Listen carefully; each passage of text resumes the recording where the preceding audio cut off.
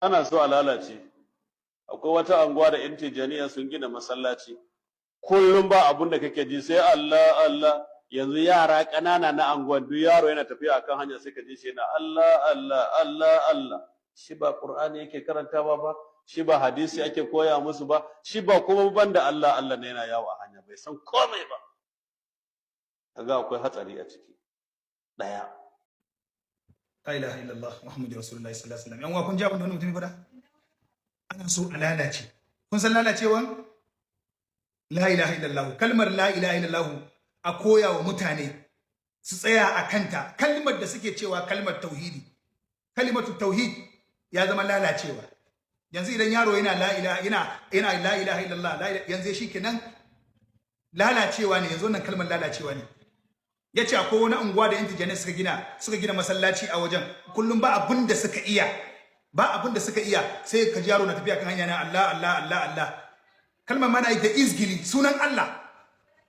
To ina zuwa wacce ce kalma mafi tsada mafi daraja mafi girma ne ni kam? La ilaha illallah. La ilaha illallah. Ina kake lokacin da manzo Allah yake cewa afdalu zikir la ilaha illallah? Ina kake lokacin da annabi yake cewa mafificin zikiri shine la ilaha illallah? Kai ka san la ilaha illallah nan kuwa? Ina kake lokacin da manzo Allah yake cewa mafificin abin da na faɗa da annabawan da suka zo kafin zuwa na la ilaha illallah? Ina kake lokacin da annabi faɗa mafificin afdalu ma qultuhu ana, inji manzon Allah, mafificin abin da ni annabi Muhammadu na faɗa shine la ilaha illallah, da annabawan da suka zo mafificin su, mafificin abin da na faɗa inji manzon Allah, mafificin abin da na faɗa la ilaha illallah. Yanzu la ilaha illallah da ake koya wa yara ake yi shine lalacewa a wajen shi. A wajen shi la ilaha illallah ya zama kalmar lalacewa.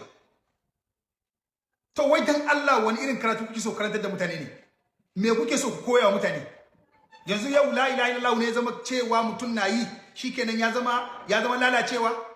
Mutum na la ilaha illallah ya zama lalatacce, mutumin da yake la ilaha illallah shine zama lalatacce. To wai tambayar yake so in yi, a zamanin manzon Allah sallallahu alaihi wasallam mutum nawa ne suka iya karatun Qur'ani? Har annabi ya bar duniya mutum nawa ne wanda suka dace Qur'ani a zamanin manzon Allah? Abin da ake so a wannan zamanin a tabbatar da shi, shekara nawa aka yi a Makka? Abin da ake nema kawai mutum ya tabbatar da shi shine la ilaha illallah Muhammadu Rasulullahi sallallahu alaihi wasallam. Shekara nawa aka yi? Shekara nawa aka yi?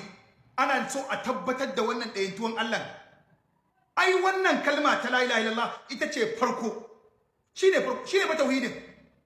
La ilaha ka kore komai da kowa, ka